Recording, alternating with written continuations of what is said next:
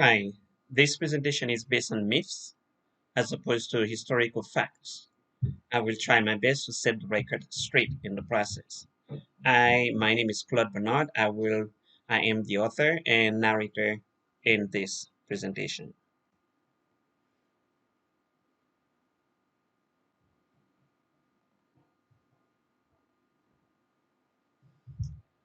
This is a disclaimer.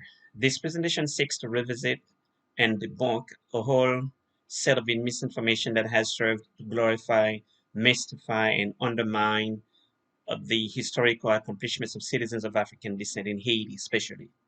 I will start with at least 13 inaccurate statements that have been found, unfortunately, in the curriculum in the education system in Haiti. Also, there are those that the public in general has adopted despite their dubious origins and invalid sources or lack thereof.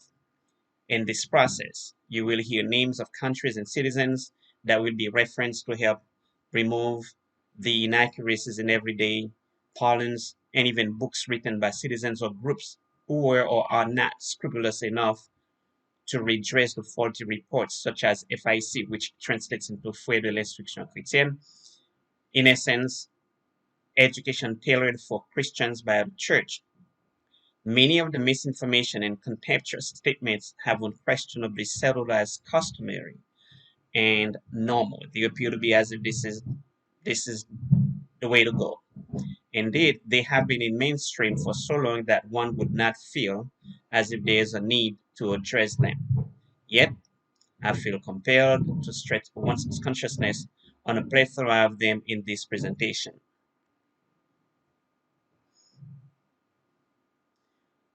And here's the first one.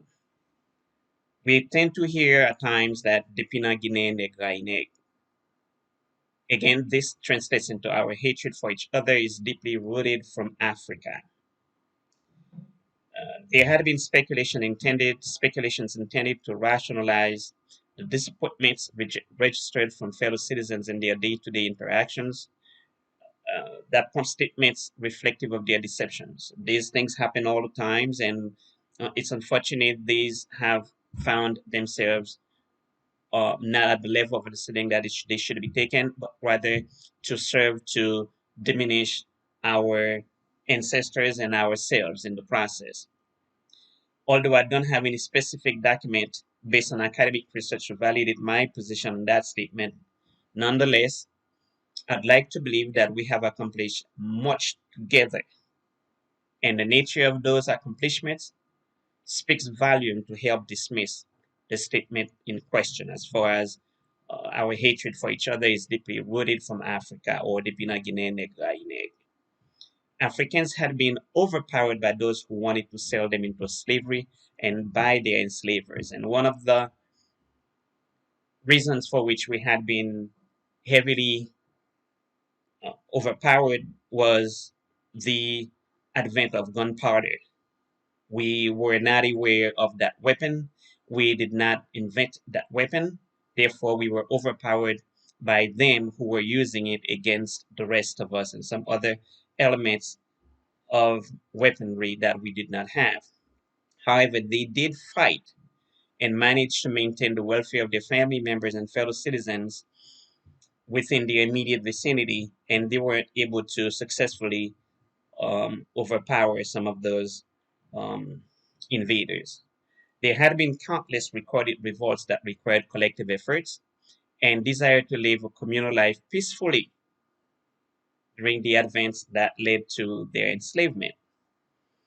The Haitian Revolution alone should have been ground for anyone to put away that statement. Those individuals, at the risk of their lives and the so called privileges that the leaders of the revolution were granted, they consciously embarked onto a perilous endeavor to safeguard the dignity of humanity. Mind you, some of those individuals were um, granted some so called privileges in terms of being domestics or being the ones who were overseeing those who were on the plantations and reporting over behaviors that were not acceptable or expected of the so-called master.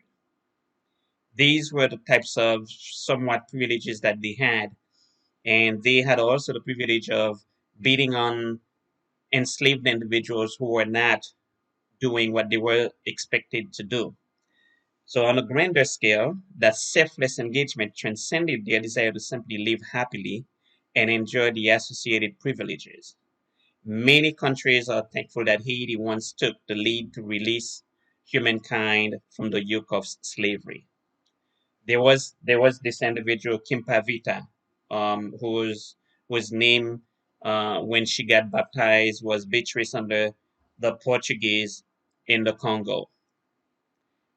In 1703, I believe it was July 1702 or 1703, she got burned by the church for the simple fact that she was claiming that if in fact the people whom they were claiming to be in the Bible to be so pure, so magnificent, then they should have been related to to her ancestors. And that was too much for the church to swallow, to accept at that time. Toussaint was, of course, a major leader in the revolution to regain dignity of the individuals who were living as enslaved people. Dessalines was later the one who became the leader of the revolution to bring about our freedom to the point where we would make a country called Haiti. Sans Souci was also a leader of the revolution. He's he had a first name by I believe it was Jean Baptiste Sans Souci. And we also had Harriet Tubman, as we probably know. And Harriet Tubman was was a major person who had taken upon herself to free many enslaved individuals here in the United States.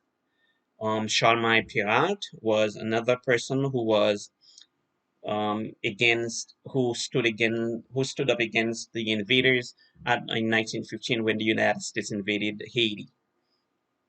And there's a whole list of dignified individuals who died so that others could live freely. So the perpetuation of that saying is magnified to the extent that it blinds the great deeds of those who sacrificed their lives in exchange for the freedom that we enjoy these days. Life was sacred to them, as was the freedom to pursue happiness as they saw fit without depriving anyone of such natural and innate tendency. I find that to be more reflective of their actions rather than looking at it from such a negative point of view. So we had accomplished so much more in common than we would have ground to um, look at ourselves as people who can't stand each other. I don't believe that, and neither should you. There's a second one here. Christopher Columbus discovered America. Have a presentation on the origin of the natives, and you can check it here, or you can search for it under my name. You shall see it. It also addresses this matter, but it encompasses a whole lot. It covers much more than just that. It goes over calling people the Tainos, calling people Indians, where the natives came from initially, how they ended up in this part of the world, which region of the world they came from, and so on. Firstly, the notion that he discovered people is just doesn't make any sense. You don't discover people. So it's a obviously it's a disregard to the existence of the natives who came from the northeastern part of Asia through the Bering Strait into this part of the world many thousands of years before their so-called discoverer nearly decimated them. And secondly, the name America was associated with this region after the death of Columbus by Waldseemüller and Ringman because these two were working together. You'll also see that in the presentation on the natives on YouTube. That happened in 1507 for the first time. Mind you, there's this book in Haiti that spoke about how the American name, this region inherited the name America, and it was associated to, according to that book, uh, to Christopher Columbus, which was absolutely wrong, or not so much Christopher Columbus. Actually, it was um, um, Amerigo de Vespucci. So it was wrongly associated to him in terms of how they referred in that book to the name America and how he played a role in it. He had nothing to do with that other than those two individuals associating the name to him, and for many political reasons at that time too, that they had opted to do that. And there again, you will see a whole lot more in that presentation on the natives. Although it was known as America to the rest of the world from that point on, but Spain still maintained the name as Indies for a long time. And again, that was just because Christopher Columbus and his crew, along with Spain, ended up believing that in fact he had reached India through the western path that he had undertaken at that time. There again, that was based on the distorted geographical notion that he and his crew had reached India, which India, which I had gone over.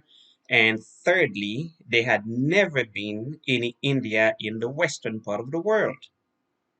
There had never been any two countries pretty much with the exact same name in two different regions. So there had never been any India in the West. So calling someone West Indian is pretty much based on the perpetuation of Christopher Columbus' geographical ignorance and arrogant criminal activities. Lastly, but not least, because there's so much more to that, he had never set foot on any part of this country called the United States or any territory that it owns. Therefore, the propaganda stemmed from immigrants who needed to validate their presence in this region and have used political influences to justify their heritage and inheritance to the region, despite the criminal activities that were disregarded and further served to seal that promotion. So you had a whole range of different folks who promoted the notion that they had the right to embark onto some kind of validity of their presence in this part of the world because it was a member of their ancestors who discovered this region.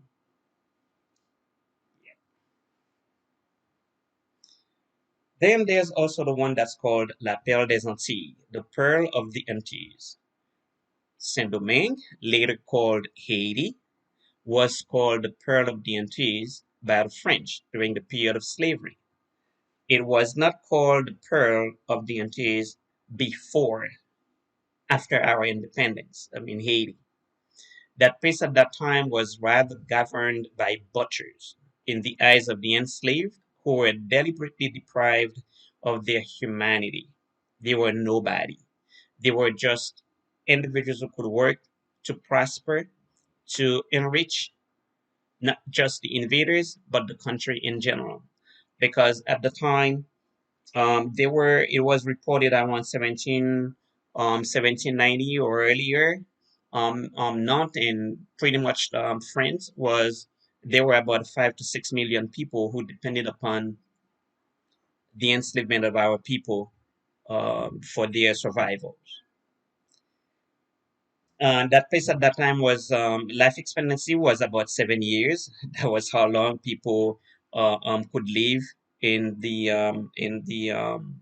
on those plantations because that explained the rationale behind why so many trips were being conducted, how many voyages, and they were planning to rather than waiting for those people to give birth to kids who would eventually come to be adults enough to become slaves themselves. So it was rather beneficial for them. Once they die, they had that business to continue and go on to Africa and enslave many more people to embark onto this part of the world. By the time we had reached about in the 1800s, early 1800s, there were about 10.1 million people who had been enslaved, taken from Africa at that time. The benefits that France reaped on the backs of the enslaved caused the enslavers to gleefully use that expression, to the dismay of the conditions in which wealth was being purged and extracted from the enslaved.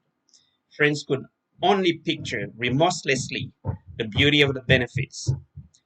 So to them, indeed, it was La Perle des Antilles or the Pearl of the Antilles, not to the people who later claimed their independence from the brutal livelihood that those people were subjected to.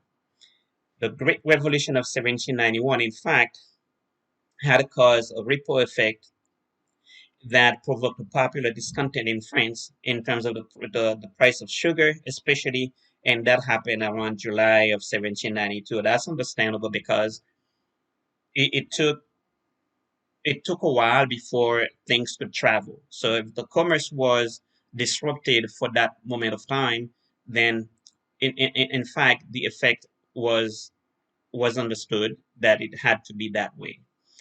It was not an expression that the inhabitants of the new nation ascribed to themselves. They could not trade with any of the enslaving nations and maritime powers at that time.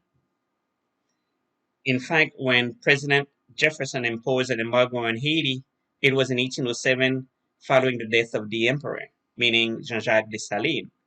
The most precious thing that formerly enslaved Africans enjoyed within their new nation was the freedom to be human again. It was not the pearl of the Antilles to them. That must be really reinforced here. They did not own any territories in the Antilles to the point where this would be called the pearl to them. They became Mister, which we call Mouche in Creole, or Madame, or Ma'am in English. Their children and themselves were no longer considered as objects or private properties or potential and future assets to enslavers. Not anymore. This they had, but not La Perle des Antilles. It was not named La Perle des Antilles by Haitians. It was something that from the royal kingdom of France that came up with this notion, and in fact, it was to them because so many millions of French depending upon that commerce, that those transactions, the inhuman bondage of people of African descent were generating for them for their livelihood. So it was not to those people. The birth date of Jean-Jacques Dessalines is not known. We do not have any such record at all. It was customary that the enslaved were not relevant enough in the eyes of the enslavers to maintain their birth records. I mentioned earlier, an enslaved individual's life expectancy was about 7 years. Not to say that they lived just 7 years, some of them lived much less, and some others could be slightly more. But there was no consideration to put in perspective that it's okay to maintain that crowd and let them reproduce, let them recreate, let them have children and have a family. That was not there. These were objects. These were mobile objects. They were people who could be used for the purpose only of generating wealth for friends and for individuals from France or enslavers who were there. Hence, that was one of the rationales behind the frequency of the countless voyages to maintain their presence on the plantations. It was very likely that Dessalines might have arrived as a child from the west coast of Africa. If he were born on a plantation, it was not recorded nor reported by anyone. There's absolutely no record on the birth of Dessalines. He had acquired the name of Toussaint's daughter's husband, and he died out of volunteering to go fight during the Samana fight when he was selected, or he probably volunteered to go and fight and help the English. At that time, were fighting against each other, and then he fought against them, and then he did not make it to come back. So the wife at that time, who was Toussaint's daughter, inherited him, and that's how Toussaint got to know him. Claiming that he was born on September 20th is to falsely claim and associate the date of the death of Macondal in 1750 to his birth. He was decapitated and burned by the French as a result of his pioneering acts of defiance to the establishment of inhuman bondage, meaning slavery. So we do not have a date to claim that he was born on that date. And Dessalines apparently was not enslaved by a white enslaver. You'll see that I put white there in quotation marks because just like time or any other social construct, that's what the color white would stand for, because there's no such thing as race other than a social construct that seeks to maintain some privileges for some people who wish to maintain it that way for fear that another group might take over and take away some of the privileges that they have. Later information perhaps will reveal who enslaved him before he was registered as Toussaint's daughter's husband's enslaved person. And we discussed that earlier. He bore the latter's last name. No prior records reconcile his name with any previous name. The cultural traits that he had over his face were likely indications that he might have been born in Africa or within a group that kept alive the cultural traditions related to its geographical origin from the west coast of Africa. He came to be known from Toussaint, who used to request his services from his daughters. His bravery and dedication to the cause of freedom prompted Toussaint to recruit him into his army. So, we do not know for a fact when he was, when not only we don't know when he was born, nor do we know that he was enslaved by such and such white individual.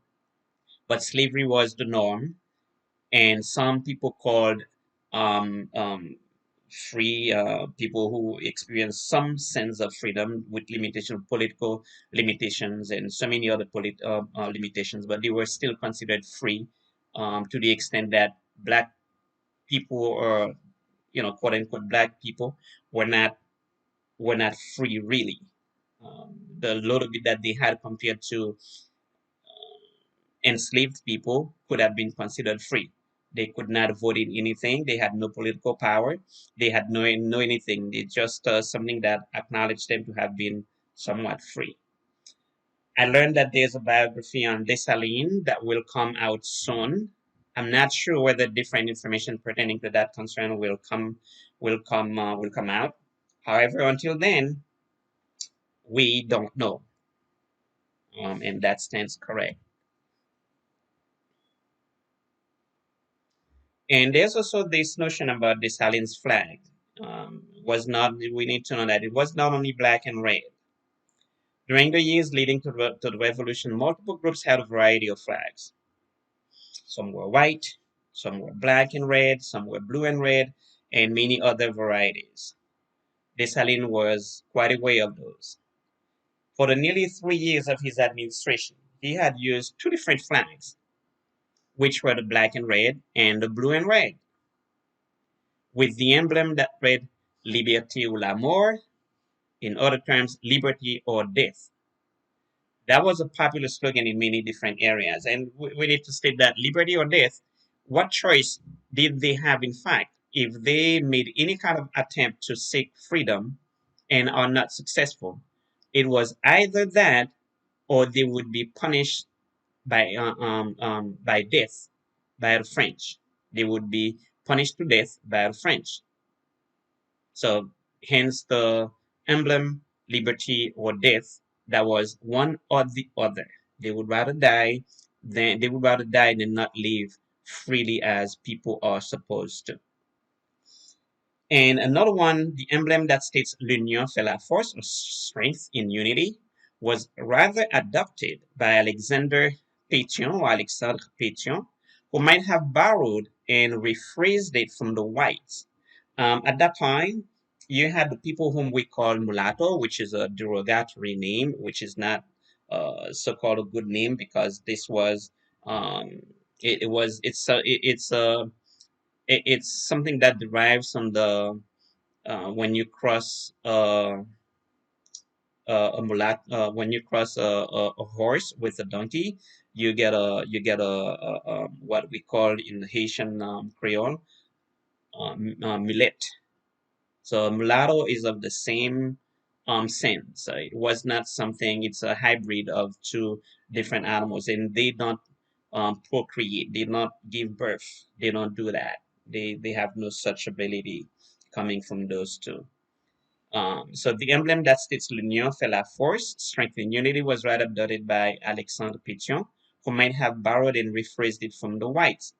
Those who wanted to prevent the mulatto from acquiring political and economic privileges, they called their unions l'union fait notre force, strength in our unity.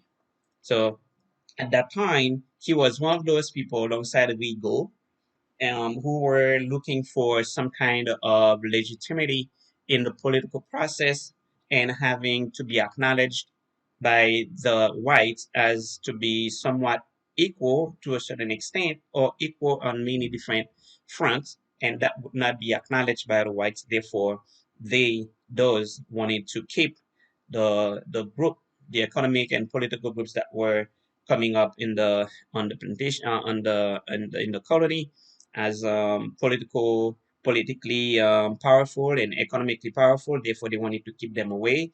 So the call for whites to be put together, and they called themselves Strengthen Our Unity. That was for the purpose of keeping those at bay.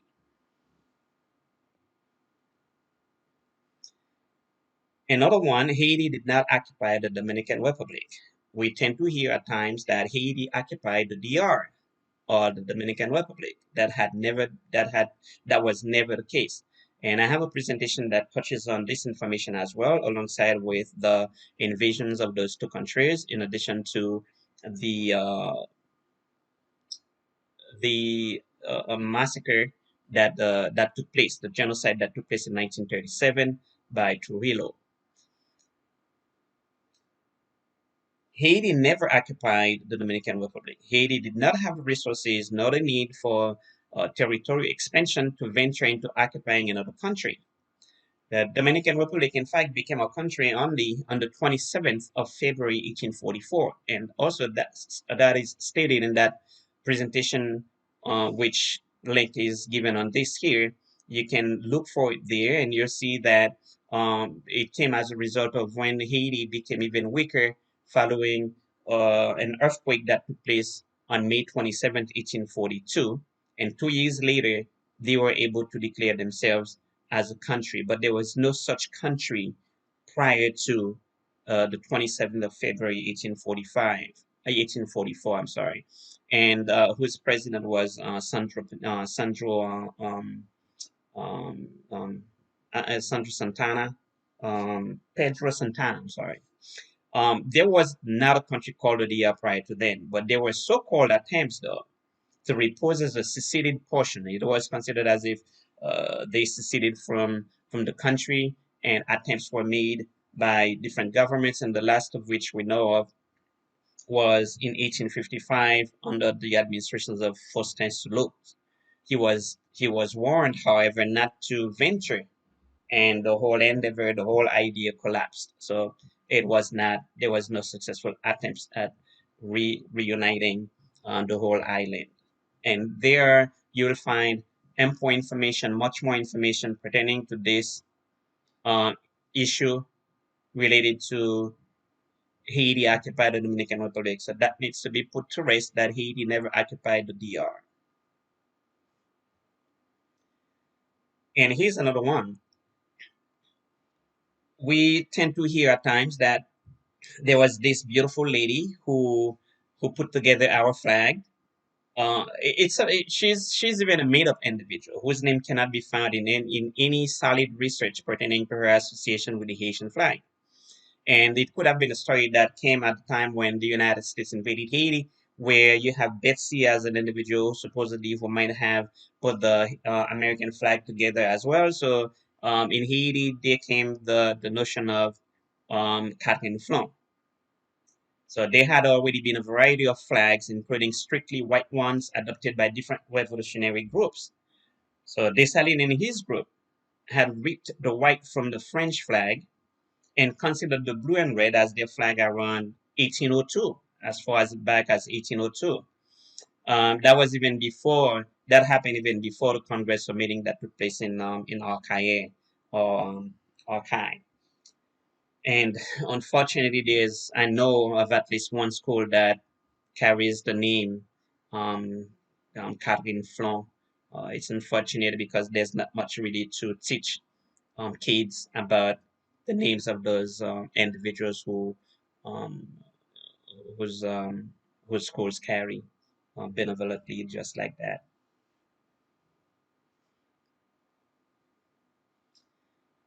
And there's this book that says that we should consider Las Casas as an apostle. Whatever an apostle might mean to them, that's okay. These statements are found in the history book called Histoire d'Haïti, Cours Supérieur. It's deeply ingrained in our curriculum in the education system. This book, which is primarily geared towards primary and secondary schools, has deliberately belittled, put down the accomplishments of people of African descent and glorify the people who were enslaving them. The book has so many, even ironically, grammatical mistakes in a language in which you would expect them to now master, given that they wish to glorify them. Not only those are wrongly stated, but the information is so poor, is so inaccurate, is so evil in many ways, you can say. The book dares to claim that the enslaved received good treatment. And here's what it says, and that's on page 142. L'on comptait 20 000 esclaves assez bien traités, il est vrai. Meaning there were about 20 in a specific circumstance where 20,000 slaves, enslaved individuals were well treated. Could you imagine you enslaved and you being well treated? This is a paradox. You are enslaved, yet you are well treated. It's as if you have a dog and you're giving the dog good treatment, yet you still have that dog in a chain or something that limits the liberty and freedom that that dog could have. In the case of a dog, that could be a little bit understood, as opposed to comparing that to the human to humans. But in essence, it's just weird that you could be well treated as slaves. In one of the many statements of the preface of the book, it says, and I'll translate right after, il expose et raconte, il juge rarement, il dit ce qu'il croit être la vérité, s'il se trompe, c'est de bonne foi. FIC, that was Mr. J.C. Dorsainville or Jean-Claude Dorsainville. He went on to say, aimez ce petit livre et soyez bien docile aux leçons qu'il vous donne. Now here goes my translation to what I've just read for you. It exposes and narrates.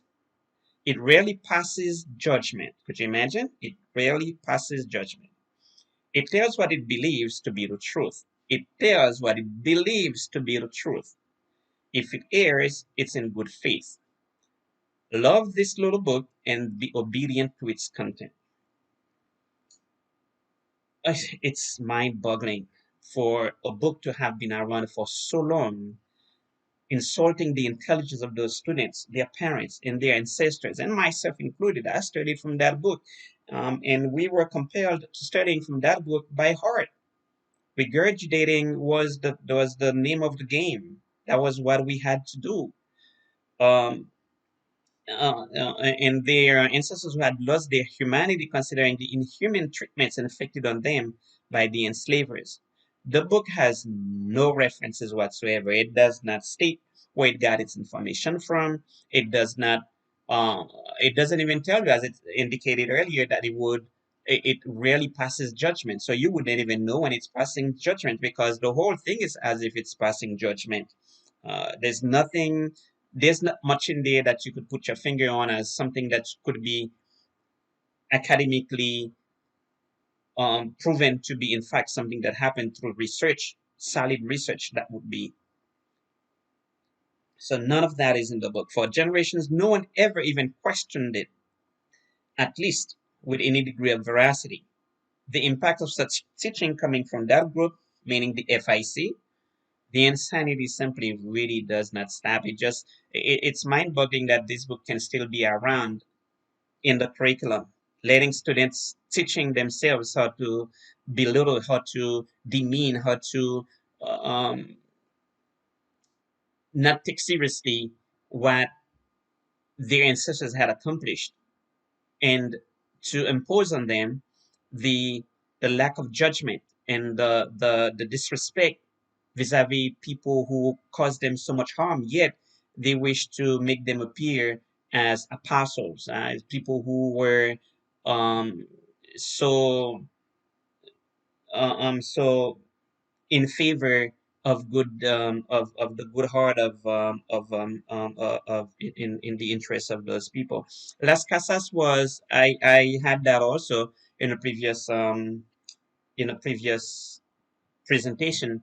Las Casas briefly was an individual who traveled alongside Christopher Columbus, who in fact he he lived there alongside his own father in Santo Domingo in terms of the colony at that time, and lived in there until apparently 1518, way beyond the death of Christopher Columbus.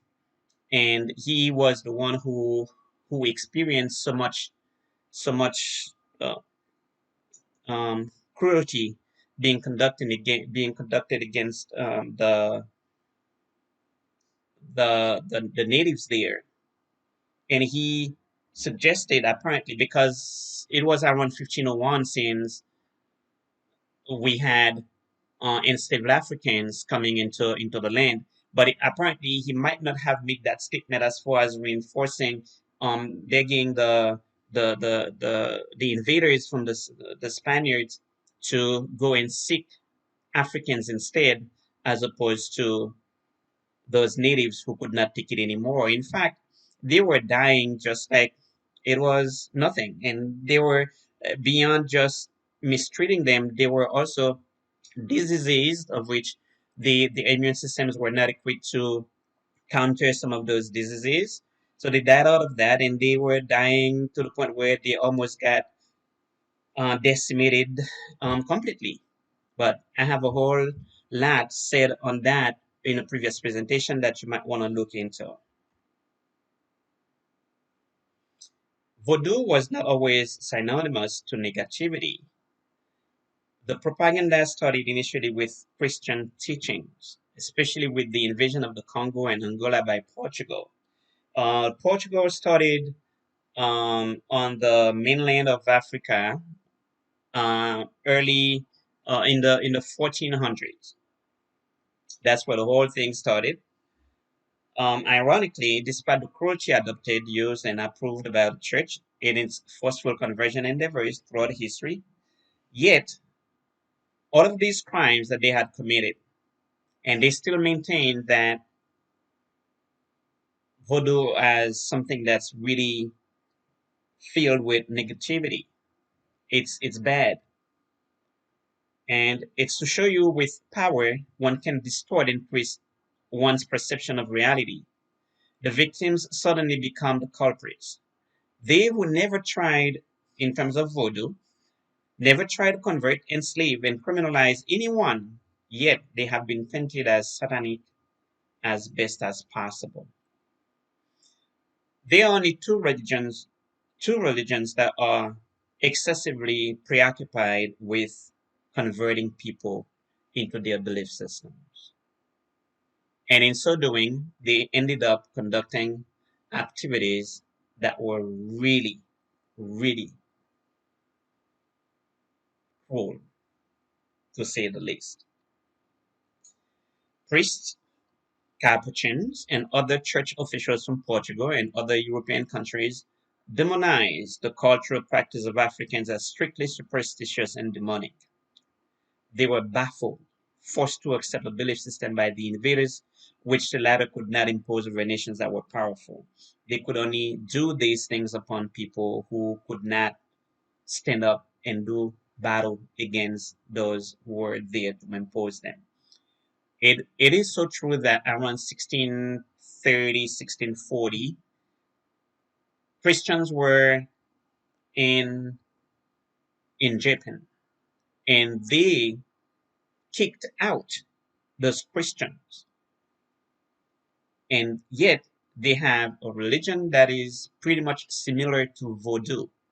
And for a long time, the Japanese were the second wealthiest economically nation that we had. Until recently, they probably fall into the third.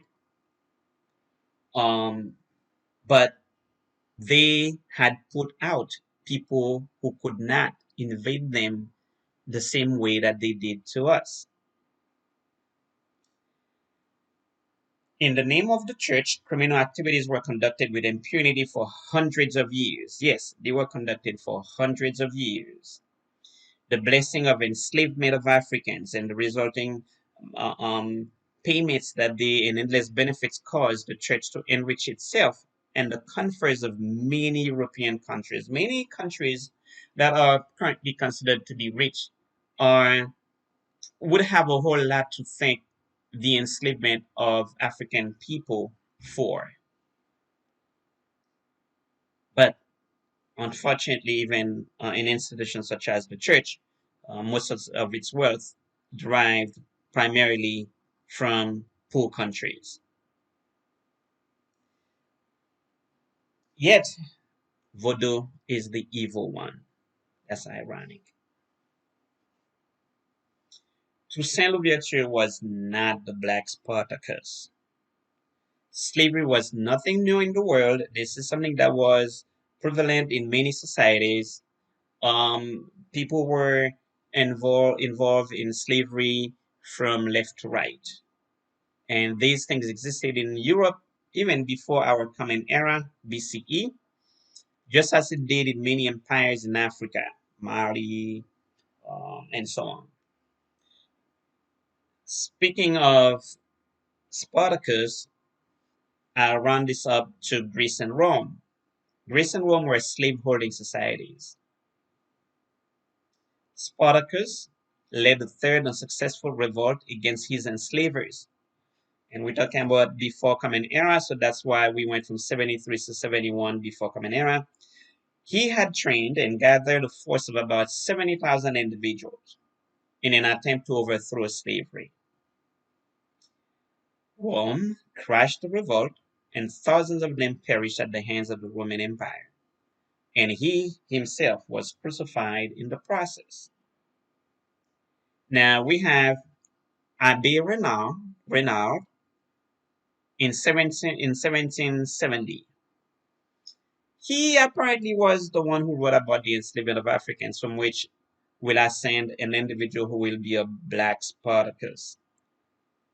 But it might seems as if he might have plagiarized that from an individual called Louis Sebastien Mercier.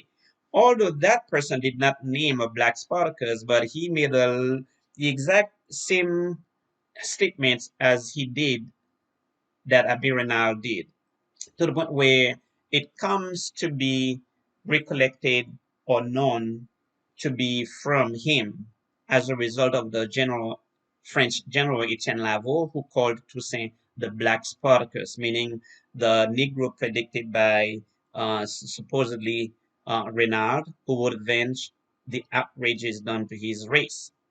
But it was really Louis Sebastien Mercier who had put it that way. Toussaint was an exemplary leader. I don't think he should be compared to any other or any previous leader. Especially, he did not. Spartacus did not have to deal with racism at that time, whereas he did.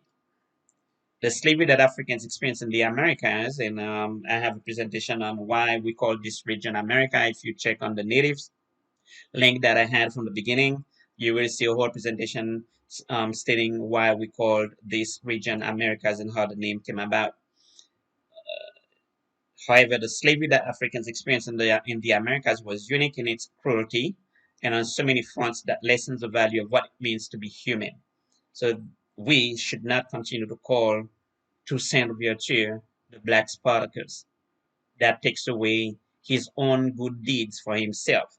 So somebody else, if they wish to compare him to them, they can say they are the Toussaint Louverture if they wish to put it that way. But he was not the Black Spartacus, no matter how you wish to twist it. Now here's a good one. It's not true that subjumu was forbidden to enslaved individuals. This is another delicate assertion that cannot be corroborated. We would not say, well, subjumu is pumpkin soup in English. It's got a lot of nutritional values, but we have no evidence that supports the statement that this meal was forbidden to the enslaved Africans. There was not much that they were allowed to do. That's understandable because they work an estimated 18-hour shift every day, except on Sundays that they had to go about their personal businesses. Even then, there were a lot of limitations in doing so.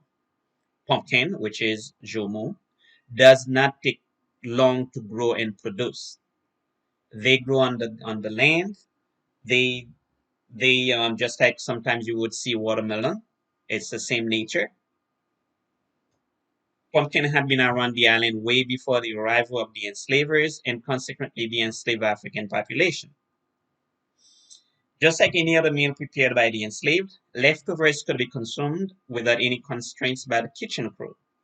That happens in any society, and those enslavers were not in the kitchen to say this particular meal, you'll cook it, you'll prepare it, but you cannot taste any part of it, as if there was something um, um, so special in the context of if you were to, then it's as if you would mean a whole lot more. So there were so many other meals that used to be prepared for those individuals. So that particular one would not have been the food not to eat. There were no tags on any specific food that was forbidden to the enslaved. They were able to consume at ease what they prepared for themselves within the meager little time that was granted to them.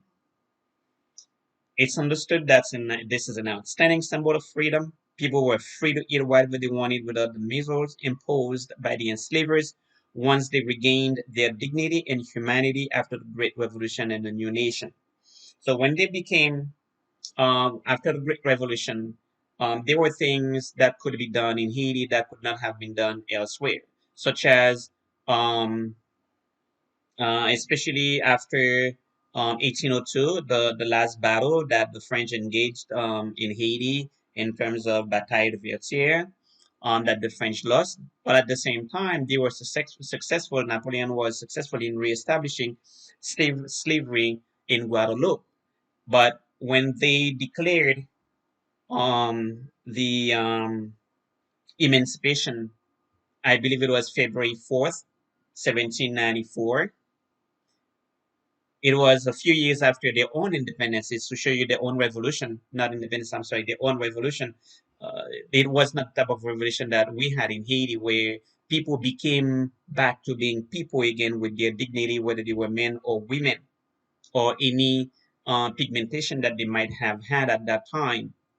So it was about 60 years later that they decided, for many political reasons, the battles against the English that they engaged themselves in, and that prompted them to supposedly claim that now we're gonna give citizenship, French citizenship, to the people who were enslaved suddenly. But it did not last long because at that time too, Martinique was under the rule of the English. Therefore, they were not part of that or proclamation at the time. But to say the least, people were free to eat whatever they wanted without the measures imposed by the enslavers once they regained their dignity and humanity after the Great Revolution in the new nation. This tradition has been held dear in the memory of Haitian citizens. That is not true that the tradition arose from prohibition of consuming a meal that enslavers would not allow the enslaved population from eating, and that upon obtaining their independence, they wanted to show the enslavers that they were eating what they were once forbidden to eat. Not so.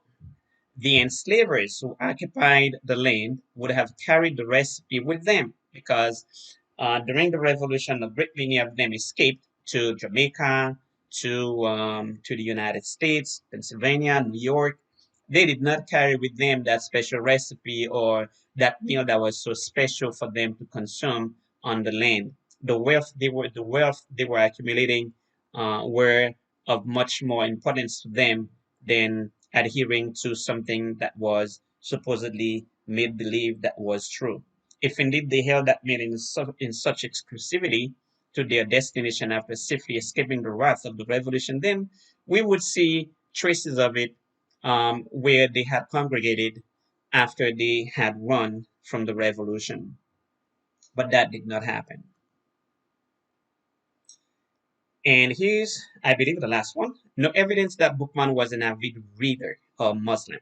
We have no such record that, in fact, he was. There are, in fact, speculations as to, and then we could say, well, yes, he could have been a Muslim in the context that the northern part of Africa at that time had already been um, invaded by the Muslims. So the name Bookman in itself was a popular name. It was nothing new. It's not something that should be associated with or broken down to book and then men to associate reading with that. It was not derived from his ability to read or his love for reading, not at all. There were no colonies. I don't like calling them colonies, but for the purpose of this, I'll call that they were learning there were no colonies where learning how to read was allowed to the point it would be conceivable for him to have or to develop a thirst for reading. There were no schools around the plantations, whether you were in Jamaica, whether you were in Santo Domingo or Saint Domingue. There were no schools there. um, in fact, they were instead used to having dedicated people reading the Bible to them to render them more subservient, more servile, more people who would not revolt against a certain condition because they were conditioning them to believe that your circumstances are for now, it's only on earth. So take it as it is. In the meanwhile, they could amass the wealth that they were amassing and enrich themselves. Many leaders used to send their children to France to receive an education. People such as Toussaint and Christophe used to do that. Toussaint had his two, there were two sons, Placide and the other one, whose name I don't recall right now. I believe Placide might have even been an adopted son of him. And they were returned in 1802 during uh, the crew that Napoleon dispatched to Haiti to reoccupy the land and re-enslave Africans on there, and especially took away the leaders of the revolution and the people who were there to impose, to refute that the enslavement of people. So to Saint Christophe sent their sons there. Christophe had one son there, and he lost his son because of his position against Leclerc's agenda. Leclerc was the brother of Napoleon's wife. His son got beaten to death in France. Toussaint received a little bit of education through his grandfather, and later from assigning a tutor to one of his children. He used to pretend that he was overlooking over the commitment of his child while sitting nearby. So he would sit behind the door and listening to what being said, and if at times could lounge to take a look just to learn himself. So this is pretty much, in essence, part of his learning took place as well. So there was no other practical religion that earned the respect of the enslavers to allow their followers to practice on the plantations. Christianity was the order of the day. There was no other religion on there. So I believe that that stops there, and I will bring to you a few other ones in the future, as far as some of the ones that are um, some of the myths that have entered our history, or the things that we say sometimes, thinking because it is said, then that must be established as the truth. I hope that was something that you could learn from, and I enjoy doing this. Thank you very much.